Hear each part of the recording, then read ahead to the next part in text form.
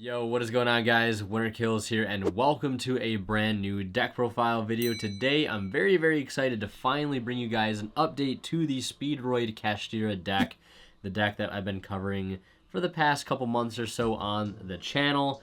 And yeah, very excited to share with you guys the changes that I've made with the deck, and do a little bit of a tournament report, as I did take this deck to a regional a week ago. So I want to kind of go over that, talk about my matchups, my experiences, and everything that's happened since then, and things that I like about the deck list, things I might want to change going forward, all that stuff. We'll get into it later in the tournament report section of the video. And speaking of sections, this video is going to be pretty long, so as usual, I'll try to separate it using timestamps down in the description so you can skip through different areas depending on what you want to see, when you want to see it, etc, etc. And before we do get into the profile, I wanted to give a very well-deserved congratulations and shout out to Aerosol, or Aerosol TCG if you know him. He is the Speedroid godfather, no other way to put it, and he actually ended up getting top 32 at German Nationals recently. You guys may have been hearing about that, a Speedroid deck in top 32 at German Nats. And yeah, that was him, and no other person could have done it than him, because he is just an absolute mastermind when it comes to this deck. So I wanted to give a big shout out and getting congratulations to him for doing so well. And I just can't believe, the deck that we've been talking about for the past couple months, and not even months, a couple years or so, talking about Speedroids and how far the deck has come, and the fact that he was able to do so well with it at such a big event. So again, huge congratulations to him. Hopefully I can do something like that with the deck very soon, because I love Speedroids, and I've loved all the iterations it's gone through, and I owe a lot of the success that I've had with the deck to him, because he's taught me how to play it and showed me how to build it. So again, huge thanks and congratulations to him. With all that being said, let's hop into the profile. Alright, so let's go ahead and hop into the monsters here, and we're going to start with the Kashtira monsters, the whole Kashtira engine really. And first and foremost, we have 3 copies of Kashtira Fenrir. Not only is this card just a great standalone card, not just in this deck, but in a lot of decks, going first, going second, but in here, it is a 1-card Speedroid combo because of Dracosac. That's one of the main synergies of the Kashtira cards in this deck, is because they are level 7s. Dracosac is a rank 7. We summon wind tokens, right? We make Rubber Band Shooter, and we start to combo off there, your typical banish to 7 off Rubber Band Shooter, reveal Terror Top, and Yo-Yo, right? So that is one of the main synergies, right? So a lot of people might be asking why Kashtira cards in the first place, and that's one of the main reasons. And one change that I've made in this deck list recently, and shoutouts to Luca in my Discord for giving me the idea to play this card and explaining it to me, because at first I couldn't understand it for the life of me, but now, after I had it explained and tested it myself, it makes so much more sense. But this is a 1-card starter in this deck, which is so nice, and yeah, it's just also great on its own if you have other engine or other Kashtira cards. And one of the original reasons why we even ever considered playing the Kashtira cards in this deck is right here. Kashtira Unicorn, it's a wind monster, right? This deck in the past, when Auroradon was still legal, or in the dark ages between Auroradon's ban and the release of the Kashtira cards, right, we were kind of playing other level 7 wind extenders in the deck to help make Baron easier, because it just made the deck a little less fragile and made the end boards a little bit better instead of just Crystal Wing Turbo. And we were playing Wandering Griffin Rider, the Fearsome Fire Blast, Harpy's Pet Dragon, right? And they're all pretty good, but the main problem is that a lot of those cards were just not searchable. And then Unicorn came out. It's a searchable monster that searches out a Reborn for itself, and it just made everything work so incredibly well. And that still, to this day, is one of the main reasons why you play the Kashtira cards, because this is just quite literally one of the best Speedroid starters in the entire deck, and it's not even a Speedroid monster, so definitely got to max out in it. Luckily, we can still play the Pressured Planet, and that gives us 3 more copies, with Terraforming as well, 4 more copies. So you still see it quite consistently, especially with Pot of Prosperity in the deck. And yeah, so we play those, and then we play 1 copy of Scareclaw Kashtira as another level 7 to be able to search off of Fenrir. If you open up, Fenrir and Planet, or Unicorn and Planet, or Unicorn and Fenrir together, you want to have the Scareclaw Kashtira in deck to be able to search out, to give you an extra level 7 body mid-combo to be able to make Baron with, so you don't have to use either Unicorn or Fenrir to make Baron, and you can keep one of them on your end board, which is really nice. And then the one card that lets Fenrir Beer a 1-card combo is Kashtira Riseheart. And again, shout outs to Luca for this. So basically, you use Special Summon Fenrir. If you have nothing else in your hand, like it's all just hand traps, right, and Fenrir, you can normal or Special Summon the Fenrir, activate effect, grab Rise Heart, normal Rise Heart. I usually banish another Fenrir to keep both unicorns in deck. Make it a level 7, right? Make Draco Sack, detach, summon 2 tokens, link off token and Draco Sack for Rubber Band Shooter, and then you're just off to the races. So I really like this card, and if you see it with any other Kashtira, right, it's the same thing, except for the Scareclaw Kashtira, I guess, but even then, it's a free level 7 body to put to the field to pair with things like Tetherwolf or, you know, a level 3 tuner like Tekatomborg, which can get you into a level 3 tuner or normal summon of Duke. So, and if you also open this with Birth, it's really nice too, because again, it's still full combo, you know, with a bunch of different combination of cards, not necessarily just Fenrir. And I haven't really had too many problems with it yet. It's never been a brick for me, although that's definitely one of the downsides I could see about this card. But for the time being and for the near future, I am going to continue to play this card in here, and I really, really like it. And then, as I mentioned earlier, we are still playing the 3 Pressured Planet, just because, you know, gotta search out your unicorn somehow, right? Usually starting with unicorn is the best, and just seeing more cash names also just makes your combo better. And you know, the fact of this card that it lets all your stuff gain 100 attack and defense for all the different attributes on fields times 100 is so slept on. I've literally won games because my opponent forgot about this, and it just messes them up so bad. So like that's one of the nicest things. So everything on your field is minimum gaining 100. If you do the standard combo, everything is gaining 300. So it makes your Baron's 33, your Fenrir's 27, your Unicorn's 28. It's just really, really nice little attack boost there. And then we play the 1 copy of Kashtira Birth. I was playing 2 of this for a little while, but decided to cut it down to 1. Just because sometimes drawing this card with no cash monster is really, really bad. I mean, not sometimes, all the time. It's just really bad seeing it without a monster. So I want to leave it as a 1-of just to be able to search it off Unicorn. Although there were some games throughout testing, you know, leading up to the regional and afterwards where I was like, you know, if I had a second Birth right now, I'd probably be pretty far ahead in the game. But I think a lot of those games I still ended up winning otherwise without it. So I don't really know if the second copy is warranted. But it definitely does help in the grind game for sure. So those are all the Kashtira cards. Then moving on for our Wind stuff and Speedroid stuff, we have 2 copies of Mecha Phantom Beast Tetherwolf. 1 card, Rubber Band Shooter. When it's normal summon, mandatory effect, it summons a level 3 token. And this card also says it gains the level of all Mecha Phantom Beast tokens currently on the field. So if you summon a level 3 token, it's going to gain those 3 levels, right? And then it becomes a level 7. And that's very relevant because, right, all the Kashtira monsters are level 7. So that's getting us into Draco Sack. It's allowing us to be a 1-card Rubber Band Shooter. And it's also allowing us to make Baron very easily as well, because it is a wind monster, so it pairs with Car Turbo, Tekatomborg, you know, summoning them while this is out, and then syncing off with Baron and the Rubber Band Shooter, and we're still left with a token body to be able to link off with or make more synchro plays. So this card right here generates a lot on its own, and it has a bit of a secret effect. While there's a Mecha Phantom Beast token on the field, it can't be destroyed by battle or card effect, and during damage calc, you can tribute off a Mecha Phantom Beast token, make it gain 800 attack.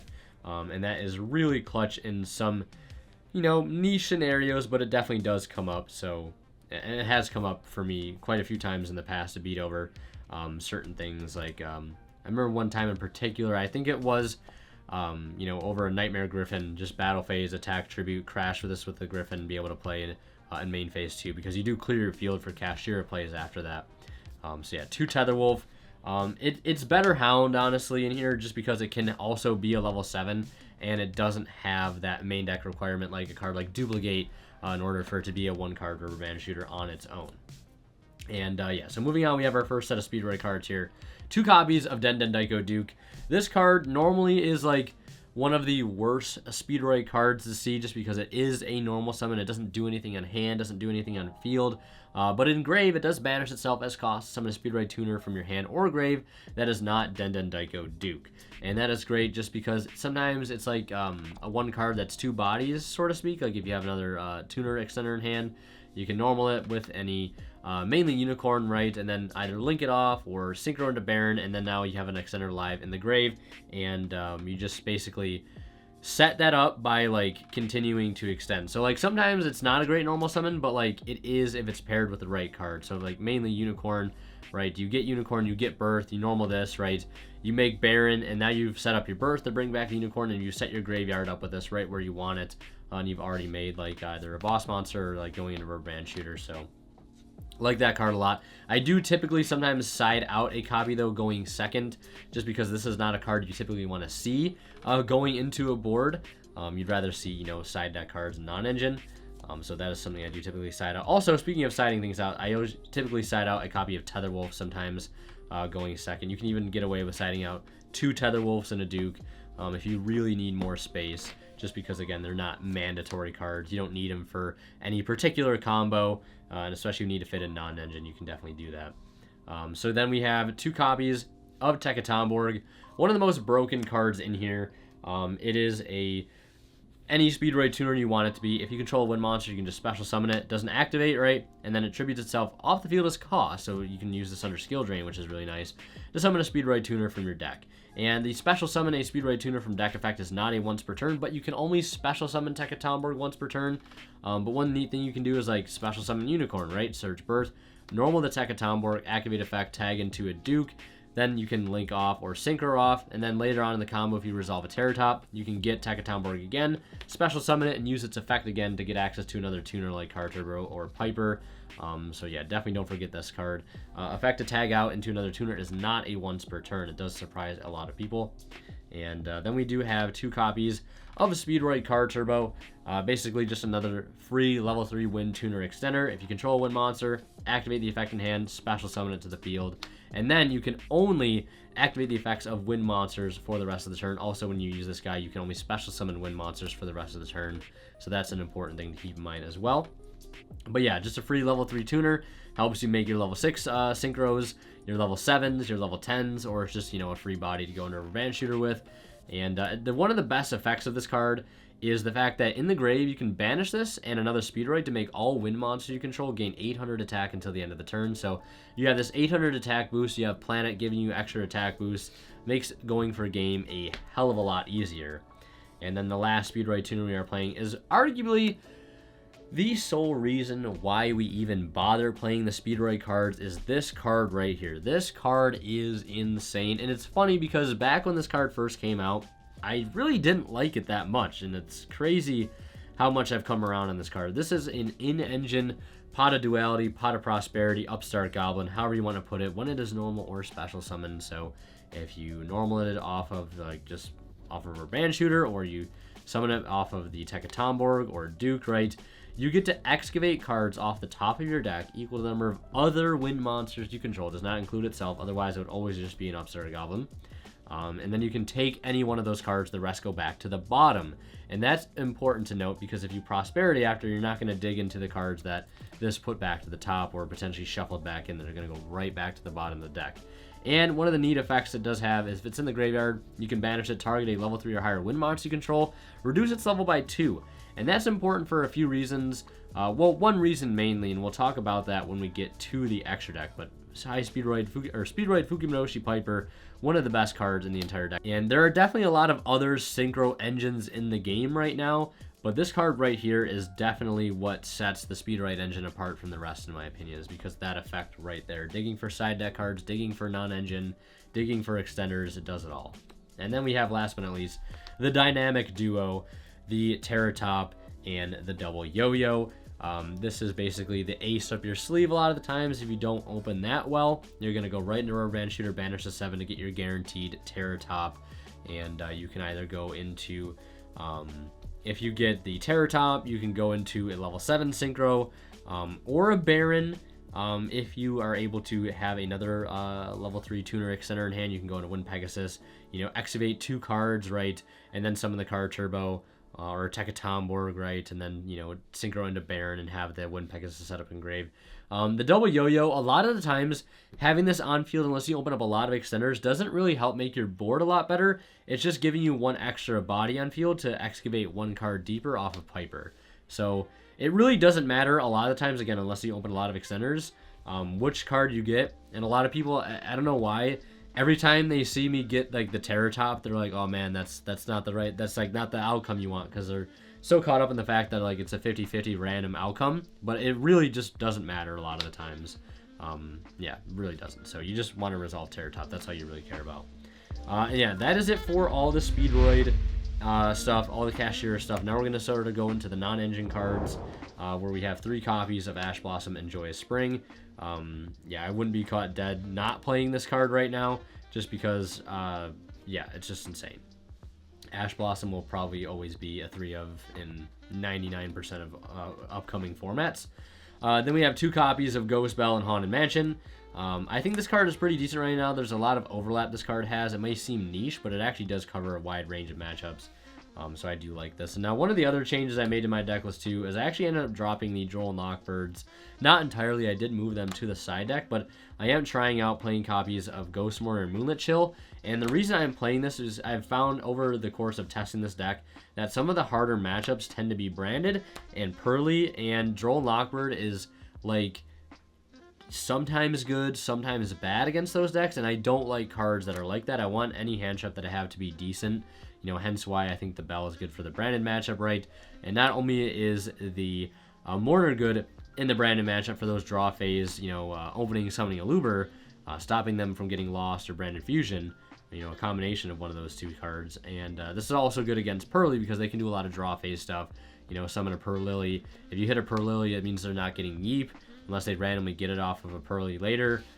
So yeah, I like this card for that. And it's also just a win monster too, like Droll was, so the win monster count in the deck is still the same, and that does matter sometimes if your opening is really bad. It's also a level 3 tuner, and that's the one thing I didn't like about Droll, is the fact that these are all level 3 tuners, and we can make Baron with them, with any of the cash monsters, and now we have another set of 2 monsters in here that we can use to do that.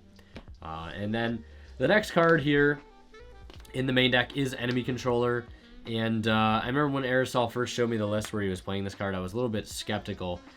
But then, you know, he explained it to me, and I, you know, just played it and in practice. This card is amazing. There are so many decks where this card just excels against, Sprite being one of them, and Sprite is very, very popular right now. There are so many Sprite variants running around. Like, you have, like, Peter with, like, the Nimble stuff. You have the Live Twin Runic stuff. You have the Fur Hider Runic stuff. And this card sometimes literally just wins you the game outright by just a normal summon level 2, activate Econ, take it, put them on Have Exactly starter, right? That's really, really strong. Although I guess you could argue against the Runic builds, it's not as good, but still being able just to take normal summons off their board is really good, especially if they have like red. One of the better things you can do in here is actually use the Econ, tribute off anything that on your field that isn't Rubber Band Shooter, take red, and now you have a Link 2 on board with their red, and you now have a monster negate through your Econ. So the card you lost off your Econ is kind of like made up for the fact that now the monster you took is live against their board. And also, not even like Sprite being one of the best examples for this card is amazing against Kashtira. If you have an end board where you weren't able to put Fenrir on board, if they summon Fenrir, you just on summon take it.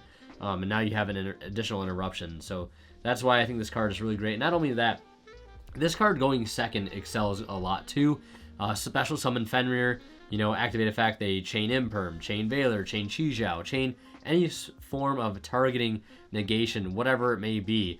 Just chain Econ, tribute it off the field, take one of their monsters, crash it into something, normal summon something, make Donner, pop a card, summon the unicorn that you search off the Fenrir, and then, you know, that searches birds, bring back the Fenrir, make Dracosac, right? This card does a lot. And not to mention, another thing too is the not only is this card just useful for taking things, sometimes people will want to crash things into your board to clear their field if they're playing cash, or they'll want to attack you with an Xyz monster, right? Some decks like Pearly, for example, like, or Sprite, if they open bad, their only line is to go for a Zeus play. And if they just go battle phase and they have one Xyz monster, they'll just start a battle, activate Econ, turn their Xyz monster to defense. And they just wasted their battle phase. They probably put a really bad Xyz monster on the field as well that's just now not doing anything for them. So Econ in that right is also just insane too, and it's not a once per turn either. So if you draw multiple, you can just turn 2 things to defense, protect your field, help Rubber Band Shooter survive a turn, and that's an effect that I find myself not using a lot. I should really be using it more. I always look at this card as like, oh, it's just a you know, one turn snatch steal, but it's more than that. The turning something to defense or changing its battle position period, because it's not just a defense, it can change it to attack as well, is also really powerful, especially when you think about Baguzga. That card is pretty popular right now. I've had games won single-handedly where my opponent has passed on Baguzga. I draw, I activate Econ, I turn the Baguzga to attack, and then I just OTK. This card is amazing, and I'm really glad it's in the deck. So then we have 3 copies of Infinite Impermanence, because again, this card should also probably just be in everybody's deck right now. Plays around Talents and Thrust and Call By, which are just insane cards, so we definitely want to play 3 Imperm. And then we have Consistency Spell. Best consistency spell, one of the best ever printed, 3 Pot of Prosperity. I would not be shocked if that in the next, you know, year to 6 months, this card is not at 3 anymore, just because it's so insane. Yeah, just doing full combo, digging 6 deep for that crucial side deck card, that crucial floodgate, hand trap, whatever it may be, or going second, digging for the Dark Ruler, digging for the Evenly, digging for key combo pieces after you get interrupted. Yeah, it's just an insane card. Don't really need to spend much more time explaining it. And then the last 2 one-ofs here, we have Terraforming and Call by the Grave. Yeah, not really much to say about those either. So that is it for the 40-card main deck. Now we will quickly go into the extra deck. Shout out to the Red-Headed Woodpecker. And yeah, we have first a copy of Mecha Phantom Beast Draco Sack. Yeah, I talked about this earlier. One of the main reasons why the cash stuff works so well in here is because of Mecha Phantom Beast Draco Sack and the synergy that it has with the caches all being level 7s. There is a cool line you can do with Draco Sack. And again, Aerosol taught me this really cool combo. And it's basically use Draco Sack effect, detach, summon 2 tokens, right? And then while the tokens are in field, very similar to Tetherwolf, you cannot be destroyed by battle or card effects. So what you end up doing is you use the effect, summon the tokens, and then just attack into anything on their field. Doesn't matter how big it is, unless, you know, it's like 12,000 attack. Maybe don't attack and do it then. But, you know, of course, right? Attacking anything. Now in Ixie's Monsters battle, it's not going to die because the tokens are up. And then you can slap down a Zeus, make Rubber Band Shooter with those tokens, and then use Rubber Band Shooter, right? You know, search out your Terratop Yo-Yo, whatever you get, and then you can use the additional normal, chain Zeus to that, wipe the field, no more interruptions left, or you baited out an interruption right there, and then you normal summon your Terratop, normal summon your double Yo-Yo, whatever it may be, and continue to play after wiping the field. So these 2 cards, absolutely amazing. I thought about maybe playing a second Draco Sack in here, because there is 1 to 2 cards in this extra deck that quite literally could be anything. And that's honestly pretty impressive to hear, because Speedroids, back when Auroradon was legal, I remember the extra deck being pretty tight.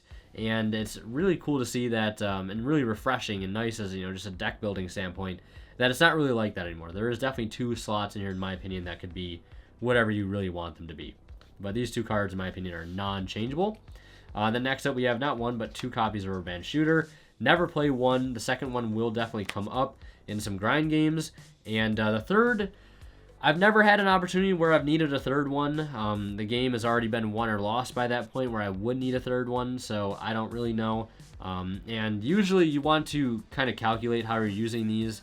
You don't always want to go for Terratop Yo-Yo. Sometimes, depending on the hand, you're going to go for like Duke and Piper, or some other combination of those cards that aren't Terratop and Yo-Yo, right? So sometimes you want to save Terratop and Yo-Yo for the second Rubber Band Shooter, because that gives you a bigger push, stronger push in those later turns of the game that you're going to need, and you don't want to use those right off the bat. So 2 Rubber Band Shooter, and then we have 2 more links, 1 Donner Dagger for Hire. This card is amazing in here. You can just link off things on your field that you don't want, you know, Nib Token, Ibly, whatever it may be, any 2 monsters, and then go into this to pop something, or at least attempt to, and then your field is now opened up for your Kashtira plays. So this card is amazing for that. And then I play 1 Desperate Doom Eagle. I thought about playing Appaloosa, but it's never really that great. Like, there's never really been a time where going to Appaloosa has been super good, and it requires like a lot to be going your way, and like it's also very niche situations too. Because I was playing Win the Wind Channeler Verdant, and the reason we, for a little time, thought about playing the Appaloosa was because, like, you would get drolled, and then you would, like, you know, make Draco Sack, make Win, take their droll, and then you could link off the Win, the droll, and the Draco Sack, or, yeah, the Draco Sack, and then go into Appaloosa for 3 under droll. And, like, it's just still super underwhelming, because if they have, like, an Imperm or, like, a Fenrir, like, they just outed your entire board, and that's a pretty likely thing to happen in today's meta. So I decided to cut it. And also, Droll's not as popular as it was, you know, in previous formats. So, like, when Super Heavy and Pearly were still really popular before the ban list. So, like, main deck Droll is not something I worry about so much anymore. Therefore, like, Win is not that good of a card. And I guess you could argue Win's good in, like, the Cash Mirror. But then again, like going into a Win to steal a Unicorn that may or may not even be in their graveyard if they opened up Shifter, if it's banished off of, like, a Rise Heart or a Scareclaw, whatever it may be, right? It's a tall ask, right? And a lot kind of has to go your way. So I think Doom Eagle is just, like, the best fit. Right now, of course, that could change as time goes on, but this card's still good against Branded, still good against Math Mech, still decent against some other decks, right? So I like this card, and it can help you go for game easier too, because if they have no monsters in grave, it just becomes 4,800 for no reason. So yeah, I like that. And now we'll go for the Synchros, where you have 3 level 6s, 1 Juju, 1 Charge Warrior, and again, this is the other card that could literally be anything, is this Raptite. I wish there was a better level 6 Synchro to play that was a Wind, but there really just isn't, honestly, right now. I thought about maybe making it a second Charge Warrior, because, like, you usually banish the first one off of your Prosperity, and then sometimes having a second one later to, like, you know, gain advantage off of while you climb into Baron is really nice. But I want the utility there, right? If there is a matchup I happen to play against where this is decent, I want to have it. Like against Tier, against Math Mech or Branded, right? So all pretty good cards. And then Juju is just great. Like, cannot be destroyed by battle or card effect while you have 2 or more monsters in the grave of the same type and attribute. It's send removal, you know, non-destruction removal, and then it helps you climb into Baron, which pops another card, so just more removal going to boards. And then moving on to our level 7 Synchros, we have 3 Wind ones, which are Wind Pegasus at Ignister, Clearwing Fast Dragon, and Clearwing Synchro Dragon. Wind Pegasus is great because it can pop back row, obviously. It when it's on the field or in the grave, if a card you control has been destroyed by battle or card effect, you can banish this card from your field or grave, and then target a card your opponent controls, shuffle it back into the deck. And one thing I was talking about earlier with the Fukimadoshi Piper is that its graveyard effect to make something lose 2 levels, a Wind monster, comes up with Wind Pegasus, because you can make it a level 5, and then you can just basically out the Grave of the Ancient Organism, right? Because now this is level 5, below the level 6 threshold, which is great. And you can do that with a lot of stuff. Like, you can do it with Unicorn, right? Make it a level 5 Search Birth, right? So that's really cool. But that's one of the better things that you can do with this card right here, is use this and this to out Grave of the Ancient Organism if you don't have Drake or Sack already to do it. Fast Dragon is nice, just quick effect. 0 out and negates a extra deck monster the opponent controls, which is clutch. One matchup in particular that happened recently is, like, I was playing against Brandon. He had Quartus. I had this on field. Couldn't clear it. I just, in standby phase, use the effect on the Quartus, make it 0, negate its effect, battle phase, run it over for game. And then you have Clearwing Synchro Dragon, which this card used to just never be good in here. Like, it just never used to be good in general, just because, like, there was no decks it was good against. Like, it's terrible against Sprite. Literally does nothing against Sprite. But now that you have, like, decks like Kashtira, Bestials, Branded, Sword Soul, like, this card has so much value, and sometimes it's just, like, impossible for certain decks to beat. Like, the Bestial stuff, like, they summon Druid Swarm, they have Lubellion engraved, sure. Lubellion, send Druid Swarm effect, target this, negate. Activate Lubellion on field, negate, right? It's just, like, it's one card that can negate 2 things, essentially, given the right matchup, and it's just, like, insane sometimes. And then we have 1 Dawn Dragster for your main combo, because being able to end on a spell trap negate that isn't Baron is really strong. And then speaking of Baron, we play 2 copies, because you're always going to make one going first usually, and the second one is usually what ends up winning you the game when you slap it on the field, because your opponent's definitely not expecting it at that point. And then in the side deck, where I still have some things I kind of want to change about the side deck, where we have 2 copies of Bestial Magnamut and 1 copy of Druid Swarm. These cards are in here because, again, I super respect the Branded matchup quite a bit, because the Gimmick Puppet Lock is terrifying, and is how I've lost a lot of games and matches to that deck, is because of Gimmick Puppet, and I still don't know why it isn't banned, but it is what it is, right? So we got to try and deal with it, and I think the Bestial stuff plus Bells and Call By is probably one of the better ways to do it. And the only problem with this, though, is there are some situations where, like, in a matchup that I played literally yesterday, where I had a Druid Swarm in hand, and I had to go for game, but I could only go for game if I resolved Car Turbo or Tekatomborg, which then meant this card was not able to be summoned because you're either wind effect locked or only able to special summon winds. So then you can't stop a branded in red push, which may just end up beating you and ending the game, right? Which luckily for me that didn't happen, but it very well could have, and just cost me the match outright. So this at some point may become DD Crow, but I do understand the fact that that this can just search another DD Crow for the following turn or in the end phase is just like so crucial. And Druisworm being able to be like a DD Crow plus interruption on field is also nice. The fact that the level 6s is great because it pairs the Piper to make Baron. Or you can go into the Donner with these as well to try to, you know, threaten more removal is nice. So, I don't know. I just wish they didn't conflict with Car Turbo and Tekatomborg sometimes, but, you know, it's only happened once so far. If it happens more in the future, again, I might consider the DD Crows. Then we have 3 copies of Droll and Lockbird. Like I said, I didn't cut this from the deck entirely. I still think Droll is a pretty solid card right now against some decks, so I wanted to keep this in here for those particular matchups. So 3 copies of Droll. Definitely want that to stay in somewhere. 2 copies of Dark Ruler and 1 Duster. I wish I could fit the 3rd Dark Ruler in here, but I wanted to be able to fit 3 Droll and Lockbird in the side. And I'm also playing some other board breakers in the side deck, so I didn't feel the need to put all 3 of them in. And those other board breakers are 3 copies of Evenly Matched. I think this card is also just insane right now. Sure, it has its flaws, definitely, against some decks, like against Kashtira. They just keep the Rise Heart, and then you still have to out it, right? And you lost your battle phase, but like this card puts in so much work against so many other matchups, like control decks, runic decks, Kashtira, whatever it may be, like Rika. This card goes crazy, so definitely wanted to, or even Sky Striker, I definitely wanted to have this card in the deck list because it's just so good. And then 3 copies of Solemn Judgment as the only going first card here in the side deck because it just beats board breakers, which is something you definitely want to have an answer for. I did want to try to play Gozen match in here because I think Gozen is really strong. Your end board can be modified to play around the Gozen, right? Normally you're ending on Baron, Drax, or Fenrir, but instead you could just end on like Baron, Fast Drag, and Unicorn, right? With our Rand Shooter. So I kind of want to try fitting the Gozen match into here, but I just don't know what I would want to cut. Like, I don't know. It would just take more time and more testing to see what just isn't coming up as time goes on. So that is it for the extra deck, main deck, and side deck. Now, really quickly, I'm going to do a tournament report from my regional.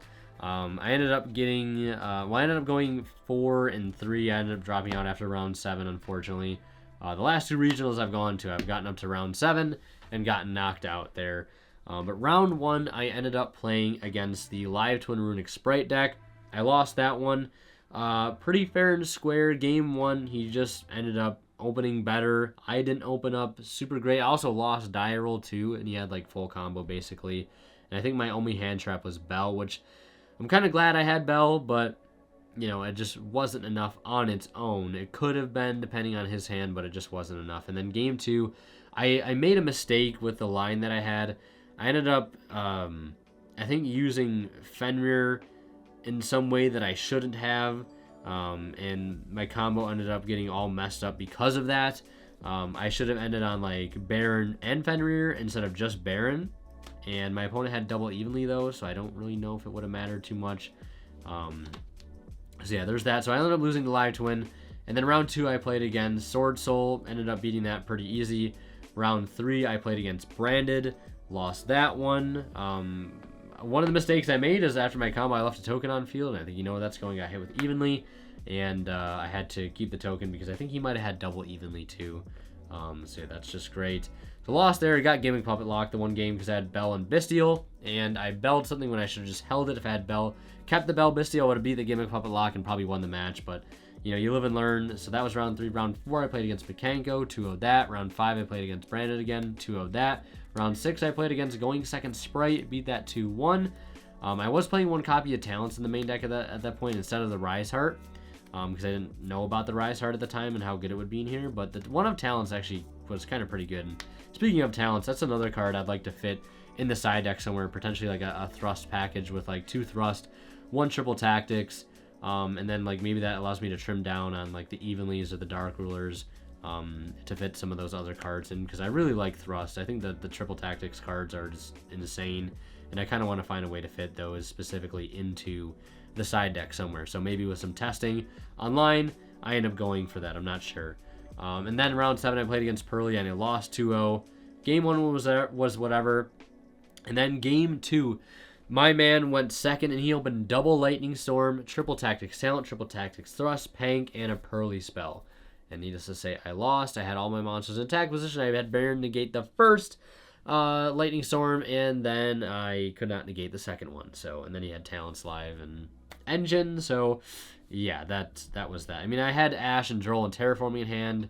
He ripped the Ash out of my hand, and then I drolled him, and then he just, passed, and I couldn't do much on the following turn, and then he had Pank. So, yeah, there was that for any of the crackback that I did have. So, that was the run there.